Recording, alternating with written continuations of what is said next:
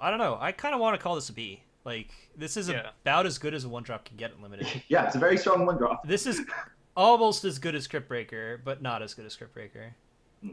Yeah, like, Crypt Breaker is borderline A, I think. You think? Crypt Breaker is the black creature? Yeah, the black 1-drop. Yeah, I felt like I maybe was going too high with that card, but I think it's it almost a B+. seems like Pack Rat. It's very close to Pack Rat. Doesn't turn 1 play that, turn 2 make a zombie, turn 3 make a zombie, and then you start drawing cards and making zombies. Like that just seems like really broken and sometimes unbeatable. The other trick with this is that, as usual with these cards, you have activation threat. So you can just attack with a 2/1. They feel really uncomfortable blocking it, and then you just say, okay, you take 2, and then I play a 5-drop. So, yeah, it's nice. I like this as like a B- or B.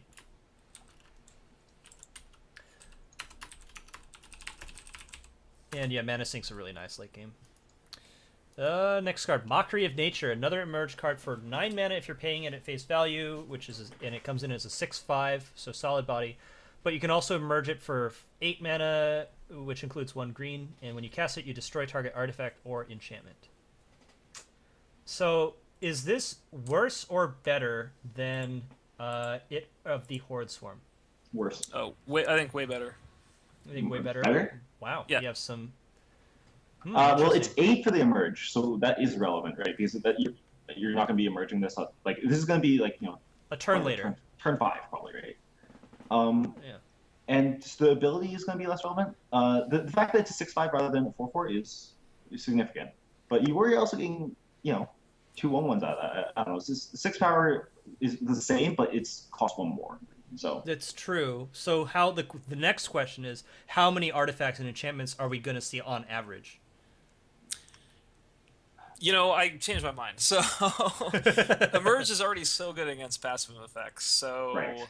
Yeah, that kind of like cancels out a bit of this. All right, so I'm coming back down. I don't know, like something about it I still feel like, because there is that potential, but yeah, there's the potential 2-for-1 value. There are artifacts in this set. Like I agree. The fact that you can randomly hit something that they have, like they have Call of Bloodline, you just randomly hit that, right? Yep. That or nice. One of the random value enchantments from Shadows or whatever. Yeah, or I don't know if there were any really good equipments that people would play, but maybe if they have good equipment that randomly floats around. Yep. That could be annoying. I don't think this is an early pick, but again, once you have those stupid the 2 blue commons, this gets a lot better. And most of these cards are common or like uncommon or rare, so sometimes you're just going to want any emerge creature, and this is going to be it. So the reason I still think that the other card, if that howls or whatever, is better is because I don't know how significant the 6/5 is compared to 4/4 and 2 1/1s. I think that the 4 is the real key number here, and then the extra +2/+1 isn't going to be too amazing. Yeah. Yeah, I don't know. 6/5 is probably better. There's some like deal so 4 too. removal. Yep. I think that on balance they're probably close to equal if you consider the mana cost difference, but I'd say this is fairly slightly better because of the chance to get value out of it. Agree. So we can call this like a C+ maybe. Yeah, I got C+. Necessary, but not absurd. I don't know. That's a weird description, but I'll fix it later. News Constrictor, 1 and a green for a 2/2 reach snake, which I don't think is a relevant creature type, but discard the card. Well, that's true. Let's get some Gabby Vipers in chat. Hang on. We need to spam our Gabby Vipers. Yeah, it's like the Wild Mongrel, right? Yes. Mm-hmm. So it doesn't change colors. So yeah. Yeah. By the way, I just want to point out the art on this card is really cool because the way the art is made makes it look like the lighting makes it look like that's a person, like an actual living person, until you realize that it's a snake. Like it looks like the snake's coils look like a shoulder. So I don't know. I think it's a really cool art. But yeah, this is just really good as a Madness Enabler. Probably best in red-green. Activation threat is really nice because you can discard your entire hand if you wanted to. Oh yeah. Not that you probably would, but I don't know. Late game, maybe you have 3 lands in hand and your opponent's at 5 life and empty board, you attack for 5. That can happen. Yeah, with Not likely, green but- red, that sounds insane. Or green black. Yeah. Like Green I black think could be this good is too. delirium whenever you want. Yep. Oh yeah. I think I'd give it B+. Wait, B plus? Wow. Yep. I mean, it's such a good enabler. I guess right? the reach puts it over the top, doesn't it? It's like a 2/2 unblockable for 2 mana to begin with. It's 2/2 unblockable, and it enables both Delirium and Madness, whichever one. Yeah, it's true that Yeah, early it's a in the great game blocker. it's pretty much It's unblockable. a good draw late game too. Now, you do have to be careful that, like, sometimes they do block it because of the fact that they don't want you to have Delirium enabled later. So, like, if you don't want to discard something, probably not always attack with it, but, you know, worth. Yeah, the other risk is that, you know, you discard a card and then they fiery impulse it or something, and then you feel sometimes bad. you just discard 2 more cards. I mean, yeah, it's not great, but like that can be good. Yep. Yeah. I don't know. I don't feel comfortable giving this better than a B, but it's definitely a signal. This is definitely one of the top 5 2-drops of the set. Yeah. Even including rares. Oh yeah, definitely. So- Like, it's such a strong ability. Yeah, and Mongrel was like the best common in Odyssey, up there with Looter. Yeah, Threshold is very important in that. Mm-hmm. Yeah. I mean, Mongrel is better in that set than this one. Okay, I love this card Oh because yes. it has Derp Touch. One problem is the spirit, not the ooze. Makes me sad. Honestly, I think. Oh god, this card. Yeah, it feels like it should be a news, doesn't it? So Permeating Mass, for a 1-mana 1/3, already that's pretty playable, right? Yeah. And then when it deals as a spirit, especially because it's a relevant type line. When it deals combat damage to a creature, that creature becomes a copy of it. So this is basically Death Touch, kind of, sort of. Like you could turn anything into a 1/3. It's not Death Touch. That doesn't fly. Yeah, it's not Death Touch, but it's kind of similar. I don't know. It turns things into itself, which is interesting Right. because however good this is, it means your opponent's also getting it, right? Right. Yeah, Right. so I thought about this card a good amount because So yeah, and I mean, I've thought about it too. It's like this probably gets played in most decks. It's almost a liability in like a red-green deck, because Yes. if your creature gets a Permeating Mass, suddenly your best creature is also going to become a Permeating Mass, even if you kill their Permeating Mass. So it's like almost a liability there, but it's still probably you're going to play it because it's an answer to anything on the ground.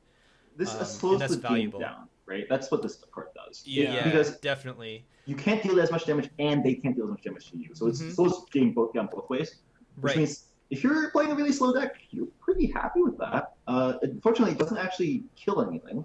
So the board just gets more and more stalled. Yeah. The key thing I think with this card is the question: how many evasive creatures do you have? Because if you have evasive creatures, this suddenly goes way up. Like That's it goes insane. up letter grade up. Yeah. Because it suddenly means it does not matter what you're doing on the ground.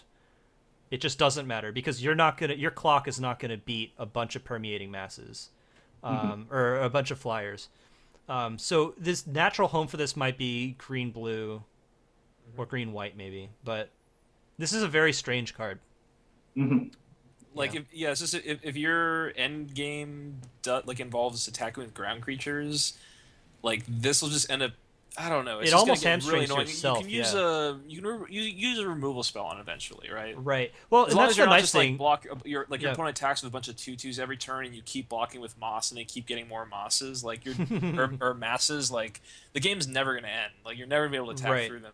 I think the more realistic scenario is that your opponent has like a 2/2, a 3/3, and a 4/4. They attack with their 4/4. You block their 4/4 with Permeating Mass, right?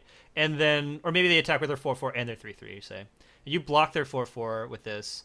Your Permeating Mass dies. They have one now, and then you can lightning bolt it. However you have to do that. If they attack with a 4/4 and a 2/2, do you block the 2/2 with a Permeating Mass? Yeah, fuck the 4/4 probably. Like I don't want to play that game where we all just get a bunch of masses out. Like, It might be worth it just for the amusement factor, but yeah, probably not. Yeah. I can't wait to see how many games just come down to milling because of this card. This card's existence is going to slow down GPs. Maybe you just drop Epitaph Golem like this, and you're just like Epitaph Golem control. Right. Like, just thinking you about... gotta deal with flyers. You need some reach creatures too. Right.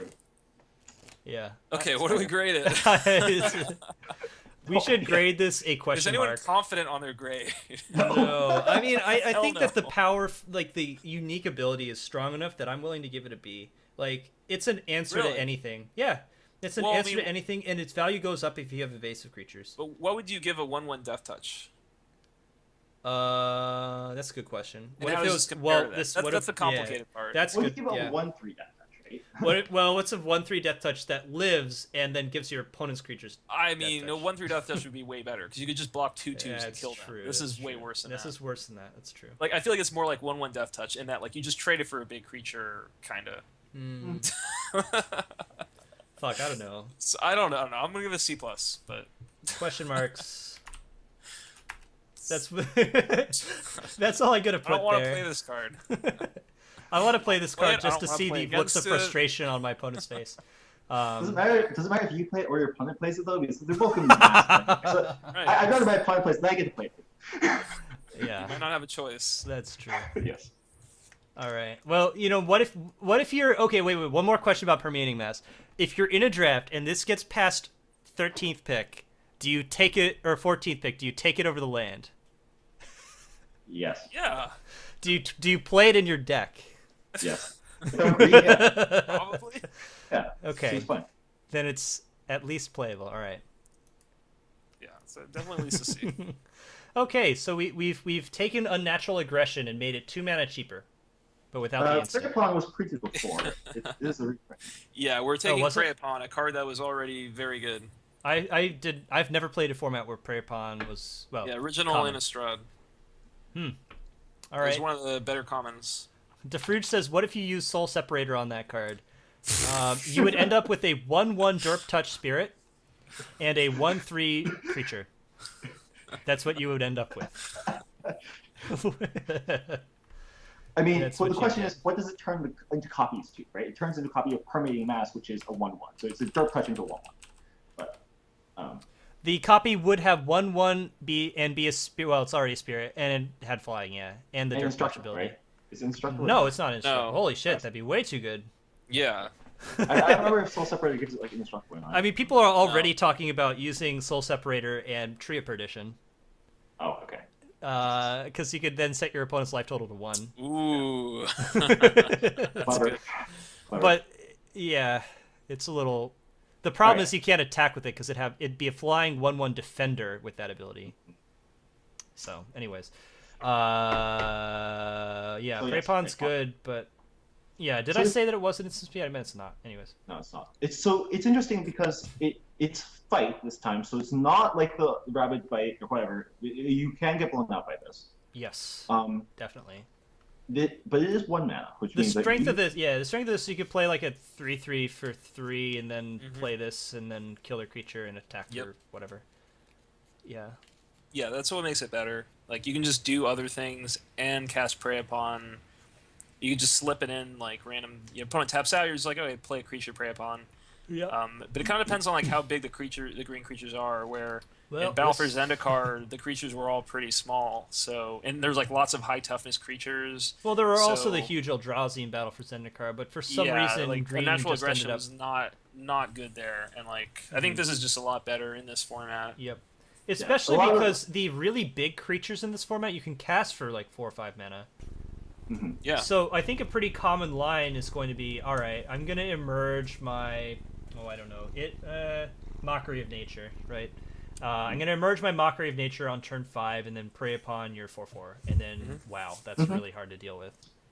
And if your creatures aren't bigger, then you might be casting this, a lot of times second main, just to kill something that was in combat, or just so that you can attack first and then do it with something that wasn't blocked. Worst case scenario, I can finish off a creature. So, yeah, I don't know. I'm on B-. B-, yeah, sounds fair to me. I have to be smart about playing this card, but it's a great effect for 1 mana. Cool. Primal Druid, 1 and a green for a 0/3 human druid, which when it dies, you may search your library for a basic land, put it on the battlefield, and shuffle. So this is the green version of fodder or common version of fodder for the emerge cards. That's how I see this.